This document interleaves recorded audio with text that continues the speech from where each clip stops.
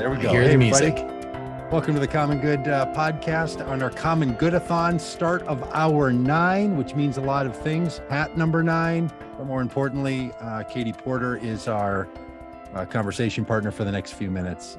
Katie, and we're joined by Vanessa Ryerson, who has been a big part of our work, and Rob Ryerson. Hey, Katie, we're really excited for you to be here. You know, we're asking people to make the common good their voting criteria. And can you just say something, because you think a lot about this? Why is it important for people who are common good candidates to be reelected this year? Tell us what you think, why you think that matters. One of the things that I hear from lots of different kinds of people, regardless of party or age, background, is that they're worried about an eroding sense of community. And that is happening locally with a rise in things like hate crimes against the Asian Pacific American community, anti-Semitic attacks, but it's also happening. I mean, literally, we had violence in the halls of our democracy, in sort of the temple of democracy in the U.S. Capitol. And so I think one of the things I love about the Common Good approach is that it focuses on inviting people into community. It focuses on finding what we have in common, which is a desire for the good life. And what I define as the good life, consistent with the common good, is a sense of having personal relationships, a sense of caring for others, and knowing that I can count on being cared for. Now, that sounds squishy and abstract, but you can translate it directly into public policies that I'm fighting for. For example, making sure that every kid in this country gets school lunch, making sure that no kid goes hungry. Whether you have kids or you're like me, you wonder why you have so many kids or you never had kids. That's our future workforce. Feeding them, feeding the hungry, literally. This is as much of a sort of Christ-driven mission as we can have, right? To literally nurture and care for others. And people do that in their worship communities. They do that locally in volunteering for food banks, but they don't often connect that to national politics. Mm-hmm. But that's where the funding and the resources for those folks in part come, as well as people's philanthropic efforts. So for me, thinking about being a common good candidate is about helping people see that the government's job is to help strengthen connections between us, not drive a wedge between us. And I think that kind of perspective is part of the reason that I enjoy representing Democrats, Republicans, no party preference, independent voters. I like having about a third. I like it. It makes me a better candidate, but more importantly, Doug, it makes me a better person. Wow. Oh, that's so great. And Katie, thank you so much for that. And I know that there's that sense that, accountability is important. It's important to be accountable to your voters and the people that you represent. You talk a lot about accountability in the work that you do. And, what are your beliefs? What's your take on the idea of corporate accountability, government oversight, how all that stuff works together? Look, I think we need to have some plain talk here from elected officials about this. What I hear a lot when this topic comes up is, well, you can't trust them, right? You can't trust the other guy. I want to be crystal clear. A lack of trust in government is not just a Republican problem. It is an American problem. We have a crisis of trust. About only 1 in 3 Americans approve of the job Congress is doing. That's terrible. That's worse than virtually any other institution. So whose job is that to fix? Mine.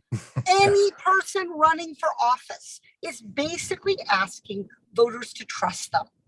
And you have to earn that trust by being willing to hold yourself, people in your own party, people in other parties, corporate America, you have to hold them to account. You don't have to be mean, but you have to be clear. So when I fund a government program, I expect it to work. Whether it's fighter jets that I expect to actually, fly, or whether we're talking about environmental programs that I expect to, protect species rather than line the pockets of big oil. So that government accountability and oversight is fundamentally how we engage people in government. The fastest growing political party in this country, it's not Democrats, it's not Republicans, it's no party. And that reflects a trust issue. So the other thing I want to say is, when it's sort of an anecdote, but I've thought about this a lot as I'm entering my third campaign here. When I first went to run in 2018, one of the first things my consultants asked me was, what do you want to run on? What's going to be your big issue? And I said, consumer protection. And they said, that's not like a thing. Here are your things, like environment, race relations, criminal justice. Like they had a list of bucket, national security. They had this healthcare. And I said, no, consumer protection. And here's the thing. Nobody likes to get cheated. Yeah. Nobody, Republican, Democrat, young, old, white, brown, black, Muslim, Jewish, nobody likes to get ripped off. And frankly, there's a lot of that goes on in our economy. Yeah. And people are sick of it. And they want someone to hold corporations to play by the rules. And again, you can do it in a civil way. But if you're stealing from Americans, from hardworking Americans, if you're promising Americans that you're going to cover their health insurance and then you're denying their claims, if you're promising them that you're going to keep their money safe in bank accounts and you're stealing your customers' money, I'm coming for you.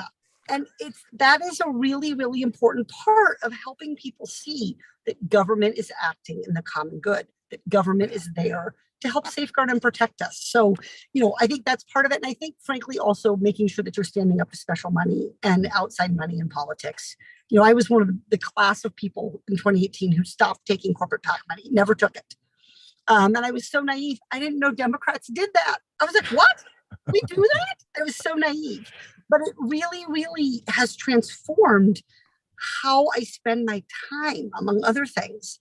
I don't spend my time at receptions eating cheese cubes. I spend my time in my community, and it makes all the difference to the problems I see, to the voices that I hear, to the sort of needs that I see and prioritize in my community. So I think that is also a part of accountability, is holding yourself to account in how you conduct your campaign. Yeah. And Katie, it's really good to hear you say that, because I remember standing at in a church at an event that we did that you were at in 2018 when you were running for office. And you were talking about how your family was impacted by the government not doing its role in the loss of your farm. And now you've been in office for 2 terms. You're going to run a 3rd time. You get a lot of attention, as you should. And you're still saying those same things. So I just want to acknowledge that and thank you for that it wasn't a campaign shtick in 2018. It's something that really seems core to you. And I just want to compliment you on that and thank you for it. People say to me, you're so authentic. And I always say back, I just don't have time to be anything else. Like I literally have no idea what I'm feeding these children for supper. I am, just came from my office talking about what we can do to help veterans. I don't have time to pretend, because the people deserve to know what we're actually doing. And if you're afraid to tell people what you're actually doing with your time and what you actually believe in and what experiences actually shaped you, then you're in the wrong business. Yeah. Right on. Yeah. So Katie, I am here officially. My role right now is just massive fangirl. So all my friends are freaking out right now because we are just so excited. You represent me more than my own representative represents me. You know what it feels like to navigate through all of this COVID, keeping kids fed, entertained, safe. So we talk about this a lot. We have a group that meets every Thursday morning, and we're talking a lot about gun violence. And so we really want to know what do you want to happen in Congress? What do you want to do to help protect our kids? Look, I think that one of the foremost, most principal duties of any elected official is to keep people safe. That literally is the heart of why we have a government. I mean, think about my colleagues who are willing to vote for any amount in the name of national security, but then look away and refuse to act dangerous within our own communities from things like gun violence. So the steps that we took in the Bipartisan Safer Communities Act are positive. They are all positive steps, but they are not enough. And we know that. We need to be honest with people. Congress got something done. It's a miracle. Congress needs to do more. Saw that coming. Okay, so that's good for people to know. We are making progress and we need to keep making more. So two things I want to say. One is that I was really excited when I first got to Congress. We took control of the House, that we were that we were starting to be able to fund gun violence prevention research at the CDC. That is really important. What are the changes to gun ownership, gun sales, gun manufacturing, gun design, safe storage, all of those things? What are the practices that can actually save lives? We need research to do that. And we're just starting to get that research, which is really, really, really exciting. But one of the things that's very, very clear is that a ban on assault weapons does reduce mass killings. Gun violence is a multi-pronged phenomenon. We're talking about suicide attempts. We're talking about accidental deaths. We're talking about mass shootings, lots of intimate partner violence with guns. This is not just one phenomenon. But when we're talking about mass shootings, a ban on assault weapons will help reduce the number of deaths. And importantly, is one of the biggest things we can do to support law enforcement is make sure that they are not being put in unsafe situations. Give them time to get there before the death toll is so high and so tragic. So a ban on assault weapons is something I strongly support. Mandatory background checks on all gun sales. Under the current law, about 25% of the people whose background check doesn't come back before the gun gets sold shouldn't have gotten the gun. Yeah. That's a bad system. We have to strengthen that system. And then I think, like I said, really thinking about gun violence as a multifaceted public health crisis. So I did a lot of work around making sure that we're asking people who are experiencing mental health crises, asking parents at pediatric checkups, do you have a gun? Is it stored safely? By educating them about red flag laws and other things we can do. So this is not an unsolvable problem. I am not going to ever give up believing that we can work together to save lives. Yeah. My God, talk about the common good. There it is right there for you. And it's on the ballot in November. Yeah. Katie, there's nothing more LA than you doing this Zoom call from a car while you're driving somewhere. And nothing represents the congressperson more. Show you here. And I will just say that when I was growing up, there was a big argument about whether people should wear seatbelts. I don't know if you all remember this, but it was a big argument. And the federal government had to put in mandates and the seatbelt you're wearing right now is a public safety issue. And people fought it for all kinds of reasons. So to see you being very LA in a car with somebody else driving, by the way, people should know that. I'm both hands, so I'm not driving. It's hands-free for you. That there's the example, right? That there's a thing you can do that combined consumer protection, quite literally, like if you're going to buy a vehicle, it needs to come with safety. We can talk about safety and the government can have a role. Like we've had these successes and, it's tagged to people's names and politicians and so on. And we just trust that your good work will also be one of those things that in a few decades, people will look back on and say, of course, makes all the sense in the world. Yeah. And I have to say, I think one of the things that I really encourage people who are gun owners who've made that decision to be vocal about why and how safe storage and safe practices make a difference. We need to hear the voices of our community, which include people who are gun owners in designing and building this regulation. And what we have right now simply though is one side that basically has its fingers stuck in their ears and are refusing to listen. And that isn't helping gun owners as well, who don't want to have gun deaths, who want to be responsible, who want to be safe. But gun manufacturers, for example, could design safer products, just like car manufacturers design safer cars and save lives. And we should put there was that big campaign, that big buckle up campaign. There should be a big lock it up campaign for gun trigger laws and all kinds of things. Lots of things we can do. For sure. Katie, can I want to ask you this? A lot of us, there's a lot of folks out there that, look at the political climate, they look at the division, they look at the Supreme Court decisions, and man, people are feeling down and discouraged and like just feeling like, could you talk to those of us that are just feeling a little down? Like what would you say to those folks? Absolutely. Look, it is the job of people of faith to keep the faith.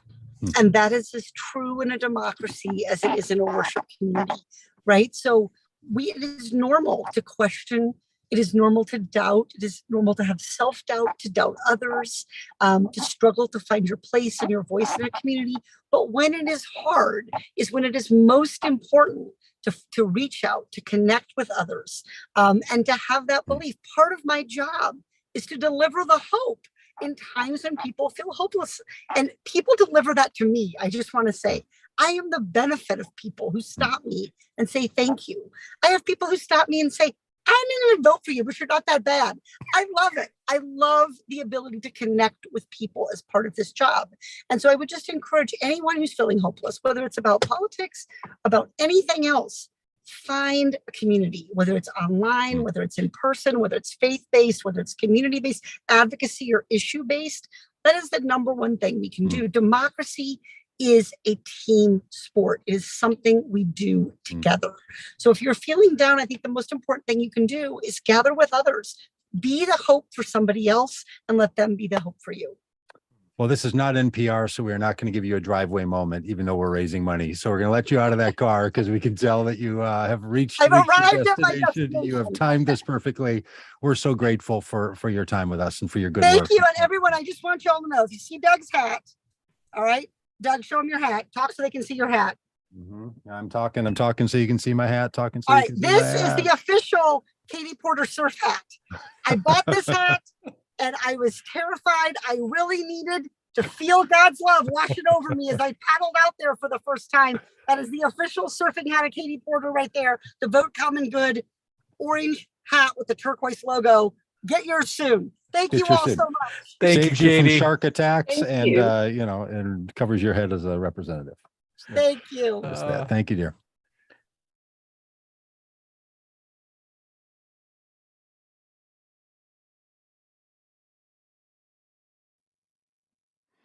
All right. Can you believe that? That was just fantastic. And well done, Dan, on making the magic work between Zoom and a regular eCam thing. We pulled it off somehow.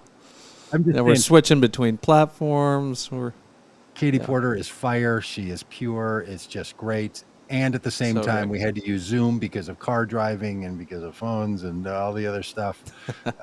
And so I had to All figure worth out a it. way to use different, because sometimes things can just come together and can work. And by golly, if we can do Katie Porter live from a car onto a live stream and with Vanessa Ryerson all in the mix and, get that thing broadcast out to people, we can solve big problems in this country. It's been shown. It's been shown. Absolutely. Boy, I like her. She's just the best, right? She's just the best. Yeah, I mean, all day long we've just been like, that one's the best. This one's the best. We're like grandparents at some huge. Every person we meet, we're just like, they are just tremendous. Well, look, I mean, Katie Porter, like Ted Lieu, who we had on earlier, sort of start and now in hour 9. These are people who choose to make themselves public figures. Yep. It's not true of every politician. In fact, all of my representatives where I live can't get their campaigns to, respond to me as a constituent. Sometimes people feel that way. And then you get people like this. And look, that's just true across the board in every industry. Some athletes, some entertainers, some, business owners are just much more like, get me in the flow with the people and I will talk and I will meet. And other people struggle with it. So you get that across the board. And it's just so refreshing when you see someone like Katie, who's willing to be Katie Porter, not just Representative Katie Porter. She did remind us that she shared, this with her 600,000 Twitter followers. So that's I like a little bump, a little humble brag from her about so many Twitter followers. Fair enough. Yeah, Vanessa, tell us like what someone like Katie Porter means to you as a woman. Having someone like that as in Congress and using her platform the way she does. Well, it's representation. Representation is everything. And I mean, Hey, slide over a little bit so we can see your face. The other way. Yeah, but The other way. There we go. the backwardness. Yeah, there we go. You're making me switch between technologies. This is I know. terrible. know. And the mirroring is just it's bonkers. It's about having somebody who looks and cares about what we care about. And like I said, my friends, I cannot do this. You know? Go back the other way. Now there's so many voices, so much sound. Yeah, it's about having somebody who cares about the day-to-day stuff. You guys just stop. Are you two in the same Yeah, room right now? Because I feel like I'm hearing you all over the place. No, we're like miles away. Okay. I can't fix it. Move to your left. Together and talk. Physically move to your left. Lean to your left. Oh, we got you. There we go. We got it. There it is. Perfect. Stay right there. Okay, Vanessa. Stay What right does there. someone like Katie Don't mean move. for you? It's about having somebody who looks like me, who sounds like me, and who's worried about the things I'm worried about. Kids, meals, day-to-day stuff. Is the stuff we spend money on going to be worth it? Is it going to last? Are we going to get screwed over by the government in our normal everyday lives? And I feel like no president has reached into my life and made it more difficult on a personal level on a daily basis than the last one, whose name I don't even want to say. And I felt like Katie was like a lifeline of a normal person who was talking about and caring about the things that I was worried about and still is. Yeah. Yeah. Well, really good and great question. And yeah, it just means a lot, right? Like representation is a thing. We call it that for a reason. And seeing someone. Yeah, they're working supposed to with be representatives. Yeah. Yeah. Yeah. Well, so good. So good. Yeah. We're also going to be joined here in this It was a thrill. conversation by Billy Ray. He's going to be on with us here pretty soon, which is a great double header in this hour. You know, Katie Porter and Vanessa Ryerson, and then followed by Billy Ray. What a day! That's pretty good. For sure. You know, Doug, I was thinking about, you know, we in 2018 we did a bus tour where we started in Bethlehem, Pennsylvania, because good things always start in Bethlehem, and ended up in Fresno, California. And in about 37 days or so, we did 31 events in 31 different congressional districts, and encouraging religiously motivated voters, people of faith, to help flip Congress as a way of resisting the Trump administration. That was kind of the very first thing that Vote Common Good ever did. And you know, we met a lot of people along the way. We met about I think exactly half of the people that we did events with ended up winning their seats. And Katie was one of them. And we did that event at a church, you know, in her district, and met Katie for the first time. And she showed up, and it was jam packed. It was a big event with hundreds of people there. There were Republican operatives that were there filming so they could use anything that was said against her. You know, it was like, it was one of those crazy nights. And I remember Katie standing around after, talking with people, interacting with them. And I remember just kind of, you and I were in the parking lot of the church after the event. It was getting dark. We were chatting with Katie and thanking her for being there, just having that deep sense of like, wow, this is someone different. Right. This was someone that, like, the air about her, and I remember not being able to place it that night. And I think you and I even maybe had a conversation like she's got you know, this, like, just something different about her. And I think it's her, I think it's her authenticity. I think it's that, like, that Yeah. she's not gonna take any garbage from the CEOs that she's talking to, the same way she wouldn't take any from her kids, you know, like she was then and is now. She's got that straight talker thing, right? There's something about that, and you landed in different places. Unfortunately, in our society, we do something when men are straight talkers that's different than when women are straight talkers, right? But Katie has that thing, and she's willing to do it to anybody. She does it in congressional hearings. She does it here. She did it with voters. Very friendly, but she's just like, I don't have time. I don't have time to tell you some other story. I'm just going to tell you the truth. Let me tell you the way it is. She's that maverick. She's got that attitude. Frankly, a lot of people would like more Democrats to be that way. Yeah. Democrats tend to be like, it's complicated. She's like, look, here's what I think. And you know why I think that? Because it's complicated. She doesn't start with, it's complicated. She starts with, here's what I think about it. Mm-hmm. And it's really complicated, So it's just, there's an intuitive brilliance, I think, to Katie Porter that a lot of us could really benefit from, and certainly the country could. So let's play a little political speculation. Ooh, are you talking about the Katie Porter versus Liz Cheney for the presidential race in 2024? Is that what you were about to say? Is that what you were about to suggest? If that's what's going to happen, the country's going to be put in a quandary. Is Katie? Do you know something, Rob? Do you know something? Is that why you're suggesting this? I mean, let's be realistic. Is Katie Porter presidential material? Could she do it? Wow. If Trump could get elected on Twitter and he was a moron, then a woman who is incredibly intelligent it might finally be time. It might finally be our turn. I thought you were going to say that she doesn't have a chance, but I like the way you went with that. That was a quick turn, right? No, I hope you're right. Look, becoming president of the United States is akin to winning the lottery. Right. Someone's going to win. Yes. How that all comes together. Some of the greatest candidates have never made it for a variety of reasons. Sometimes the right ones. Does she have what it takes? Boy, it sure seems to me. Does she want to be the executive of the executive branch of the federal government? I'm not sure. Not everybody wants the job that goes with the influence, and sometimes when you're good at one, you're not necessarily good at the other.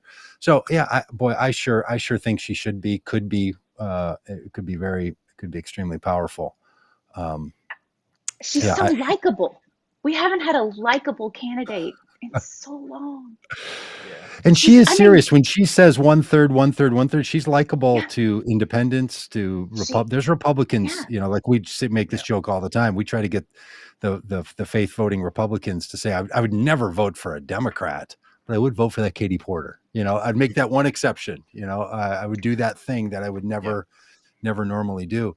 And boy, what happens when we reach a point where there are good, strong, likable candidates on both sides?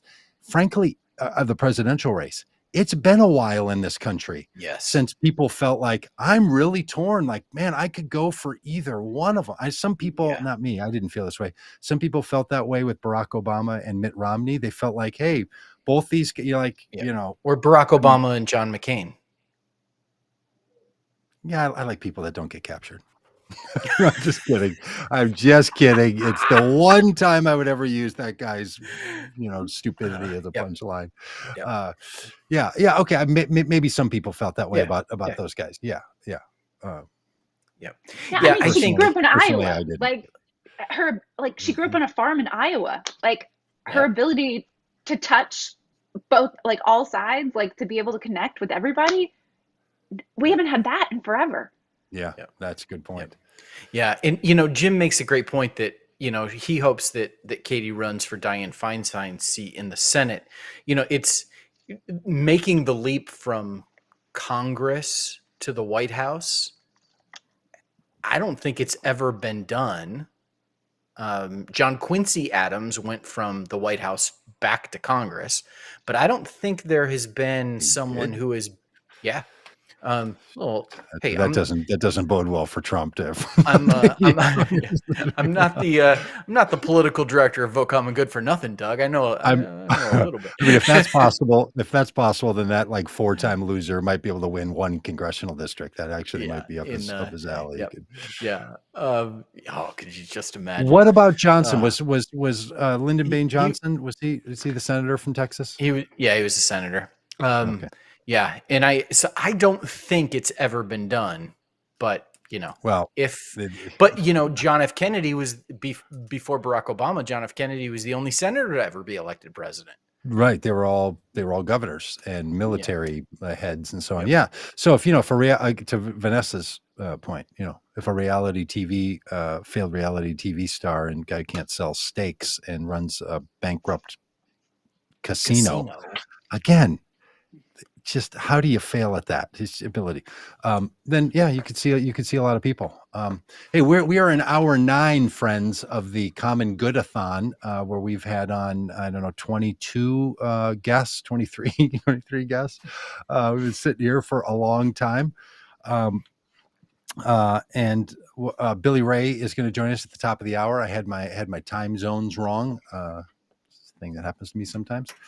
Because I got to jump a couple of time zones, and then we got a spreadsheet that has one kind of time zone. So anyway, Billy Ray is going to be with us at the top of the hour, and so whatever time that is for you. For me, that will be 8 o'clock. For him, that will be 6 o'clock. For other people, that'll be 9 o'clock. Because as the band Chicago so poignantly asked us all in the 1970s, does anybody really know what time it is? And does anybody really care? Well, not us at this point, because we're in the, just into hour 9 of, you know what this reminded me of, Rob, Vanessa? This is like what a filibuster should have to be. Oh, for sure. Right? Bring back the talking You make filibuster. someone bring back the talking Make 'em filibuster. talk. Couldn't they at least do that? And maybe they have to get up there and read some bookie book. I don't know. Maybe that would be When was the last time that happened? Well, sometime it wasn't a full filibuster, but sometime Ted Cruz read the Green Eggs and Ham, like somewhere in the, I don't know, since I've had my family room arranged the way it is. I remember watching that, so I can't remember, maybe the last 14 years. Apparently we don't rearrange our, family room, but it's been a long time, It's been a long, lonely time. Hey, Rob, should we show the Annie Andrews video? Some of our candidates have sent us in a piece. Would this be a good time for that? Yeah, let's do it. I think so. Tell us who Annie is and what she does in the video. Yeah, Annie Andrews is running for Congress in South Carolina. She is a pediatric doctor. She is Dr. Annie Andrews, and she is on vacation with her family this week. This is candidate vacation week, because she's not the only one. Is it possible to Vote Common Good pick the most vacation-y time, other than Memorial Day weekend? Yeah. But it did feel like coming off it's the 4th of July week. Let's do it. So Annie is. Yeah, Annie's running for Congress in South Carolina, and she is someone who we've gotten to know, and just like everybody else, every time we talk to her, we are just blown away and amazed. And she couldn't be with us live, so she sent a video this morning that she filmed this morning that she wanted to send and to send her greetings to everybody. So let's do that now and hear from Annie Andrews. Good morning. I am Dr. Annie Andrews, and I am the Democratic nominee for Congress in South Carolina's 1st District. I am a pediatrician, and I've worked at the Children's Hospital in my community for over a decade, and I'm also the mom of 3 incredible kids, Gracie, Henry, and Evelyn. I never in a million years thought that I would be running for office, but as a mom and a pediatrician who sees kids every day who are struggling, I couldn't help but step up. I felt like I had no other choice but to fight for the bright future that my children and all children deserve. And once I got into this race, I was just thrilled to learn that the organization Vote Common Good existed. They have just been incredibly supportive and given me the help that I need to talk about issues in a way that will break through to moderate independent voters in my district. Because let's face it, one of our current political parties has gone off the rails, and that's one of the reasons I'm running. We need real debate. We need data-informed discussions at all levels of government. As a doctor and a scientist, every single decision I make is based on data, not based on special interest groups paying me, not based on what the best thing is for the future of my political career. And our children deserve our leaders to be making data-informed decisions. We live in this monumental moment in our country. We have to act on climate change. We have to act on voting rights. We have to act on gun violence. We have to fix our healthcare system. We need equity in education. The list goes on and on and on. Candidates like me have an uphill battle to get elected in swing districts, but organizations like Vote Common Good help make it possible. I was incredibly relieved to hear from them right after the Roe decision leaked, because that is one of the issues that I am going to be talking to voters about every step of the way on this campaign. And to have such thought out messaging help is just incredibly helpful to me. So they are amazing people. I am so fortunate to have them in my corner. And if we want to change Washington, if we want to change state houses across this country, we need candidates like me, candidates who have no background in politics, really no interest in building a political career. We need candidates to be brave enough to step into the fray. And in order to do that, we need organizations like Vote Common Good who will be there to support us when we do. So do whatever you can to support Vote Common Good. Know that they are supporting candidates like me all across this country who have the best interest of our children and our future in mind. So thank you so much for having me. I wish I could be there in person. I'm actually taking a couple days off with my family to enjoy some downtime, which is also incredibly important. Enjoy the day. Do what you can to support Vote Common Good. And thank you all so much. Yeah, that brings How tears to my eyes. great!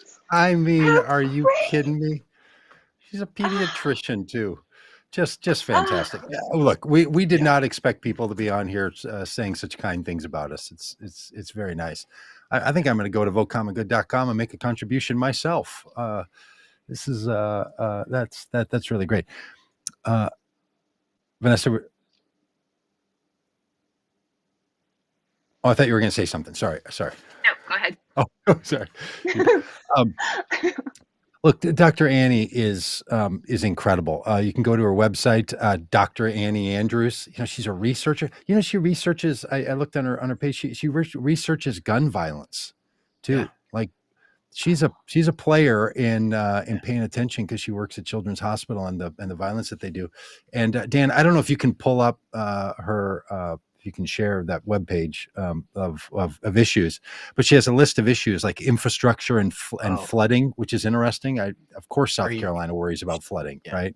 Yeah. And healthcare and gun violence. And our next topic is women's rights and climate change. I know where you're going. I know where you're and going then with voting this. rights, and then fiscal responsibility and fighting corruption. I mean, she's very Katie Porter. And then the topic, critical race theory. And there's one line that says, "This is not a thing in South Carolina." Like, I'm not falling down that trap. She's just look at him. She's smart. So funny. She's got it going on. Look, hey, you know what strikes me about the interviews we've done with these Democratic candidates today? The number of times that people have been like, when I was in the military, when I've worked for the government, I already know. And then as a scientist, here's what I think. Like, okay, that's a real thing, right? Scientists and people with experience and people from the military. That's not your 1990s Democratic coalition. Yeah, you know, Doug, I think you and I have had this conversation in the past, but you know, there have been moments in American history when we have needed different types of leaders. You know, there's been times where we have elected military leaders to office because there was that mood or sense in the country that we needed that. There's been times where we've elected lawyers or we've elected business people because we have the sense of like, this is what we need. It really feels like we're at a moment right now where we need scientists, doctors, moms, you know, like these are the people we need at the table making decisions. We need people like Chris Jones. We need people like Annie Andrews. We need people who have these kinds of experiences, who know this kind of stuff because of what we're facing as a country. Yeah. So well said. Hey, you know, another thing that I've noticed, and I'm not saying this simply because I hope it motivates people to engage with us, to become volunteers, to write postcards, to make contributions, any of this stuff. I just really mean it. Running for office is extremely lonely. And the Democratic Party is not, or the Republican Party or the Independence Party or the Green Party or whatever the Jill Stein Russian back thing was. Any of these parties are not really designed to support the human life of the person. They're national parties and then they're local party. And so when a group like Vote Common Good comes along and says, here's the stuff we're doing, we want to do some training with you. We offer all this training for free, by the way. Well, it's free to the candidate. It costs us a significant amount of time. It costs our donors and investors a whole lot of money. So that's how it gets paid for. But the candidate doesn't pay for it. And also this community, we send out, you mentioned earlier, all the things we do with candidates. We send out this email that you've been writing that kind of cares for them. You keep track as a political organizer and stay in touch with these people and reach out with, hey, we have some information that might be helpful for you. Like Annie referenced about how ways to talk about abortion with certain kinds of voters. Like that stuff, it is lifeblood to people. Katie's not kidding when she's like, you guys were there before, when I wasn't sure I was going to win, and you gave me a hat, which she does remind us that she bought that hat. So we did not give her anything. She bought a hat from us, but she wears it also because, she remembers being part of this thing. And it's just freaking lonely. Like life can be lonely, and doing this kind of work can be lonely. And in some ways, building a national coalition of candidates who care about the common good.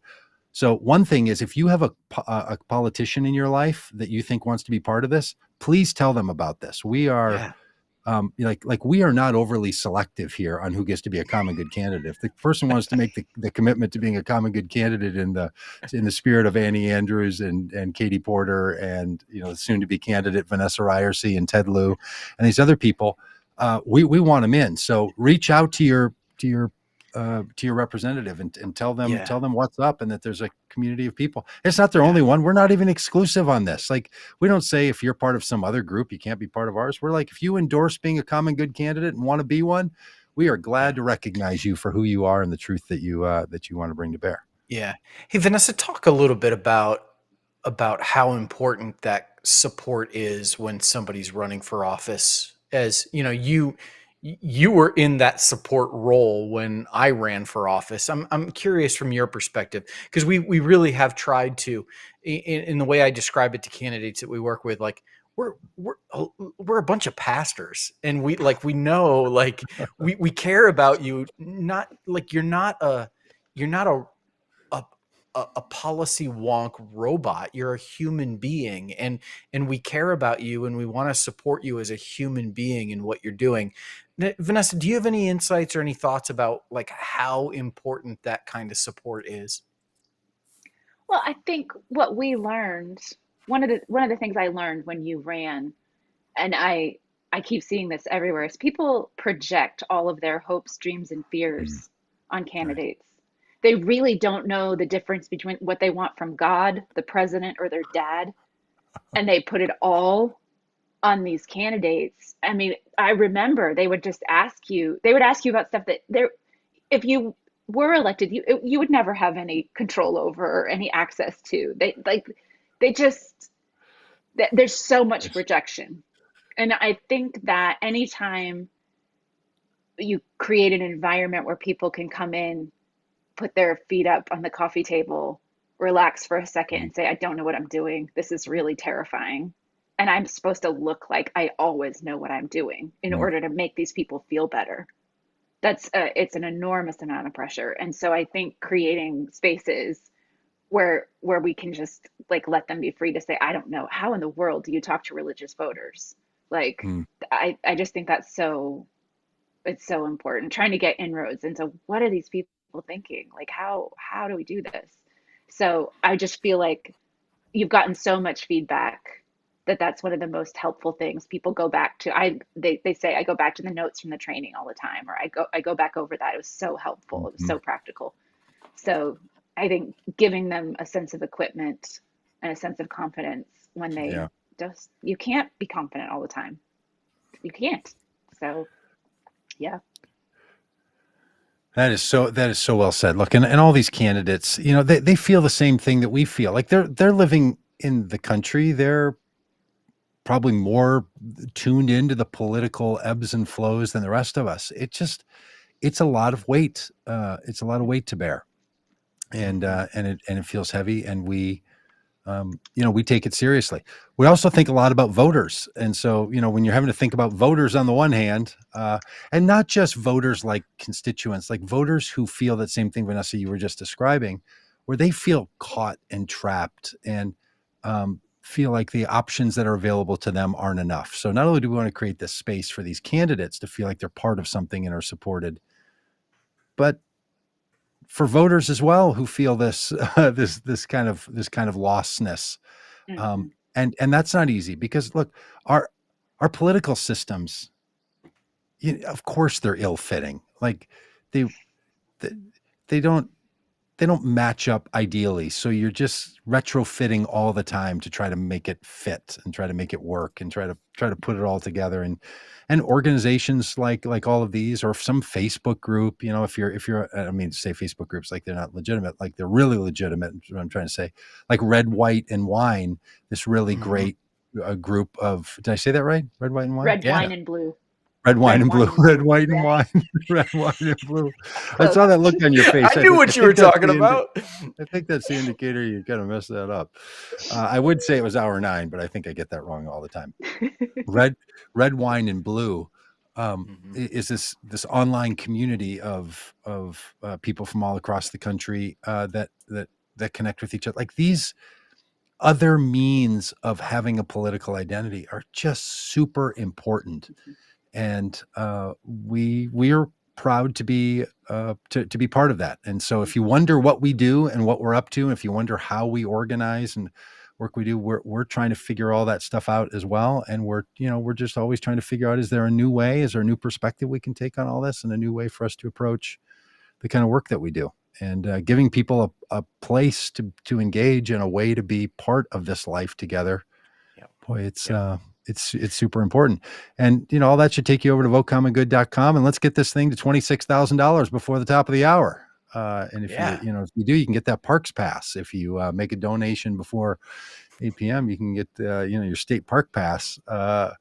It's been a long time since NPR pitched a cozy. No, I'm just saying, go there, make a donation, and then go to your parks department and you're on the website and buy a Parks Pass. I mean, just, always wondered that about those things. Like, really, you just wanted the water bottle? But no, you didn't. You wanted the hat. You wanted to feel like you're part of it. You wanted to feel like all the rest of it. We don't really have any goodies or giveaways, and we have so much goodie and giveaway material. Why we don't? It's just really shocking. I am toying with a giveaway that I might spring in a little bit in a later hour. If you don't say bobblehead, I'm going to be really disappointed. But I'll just wait for it. Yeah. Hey, Doug, why don't we call it a robblehead? Let's make a robblehead. Listen, I went to visit a therapist, a new therapist, and I had I was going to get some EMDR therapy for those that might be familiar with that. I know. And went to an EMDR therapist, and I was sitting having a conversation with him, and I kind of looked, and I realized that he had a Donald Trump bobblehead on his desk, and unironically, and so I didn't go back. The fact that you went to an EMDR person, then your eye movement shifted over to a bobblehead, that probably told you something, because if people aren't familiar with EMDR, it's eye movement related. I don't care what the DR stands for. Yeah, exactly. Hey, can I make a suggestion? That we do our top of the hour break right now? Come back with our conversation with Billy Ray, and then we're going to have Will Rollins on, and because Will's got a hard stop, and we got ourselves a little double booked here. So, let's maybe get a jump start on things. Well, I love it. So we're starting right at the top of the hour, friends. We're going to be back. We're going to refresh this. Gives you time to take a personal break, or to head over to votecommongood.com, see what we're up to, start sharing something with a friend, or if you're so inclined to make a donation, consider that. We're trying to get to a $50,000 match. We're at 25,100 and something. I don't know if that's a fresh one. 25,000 something. So we're about halfway, and we have until next Thursday. So get to it. All right. We'll see you in 2 minutes, right back wherever this comes, for hour number 10 of the 2 minutes. 2 and 2. That's it. Do you remember that from Chuck Woolery? 2 and 2. 2 and 2. No, I don't, but I like it. I like anything Okay. Chuck Woolery related because what a great man. All right, 2 and 2, and we'll see you in a minute.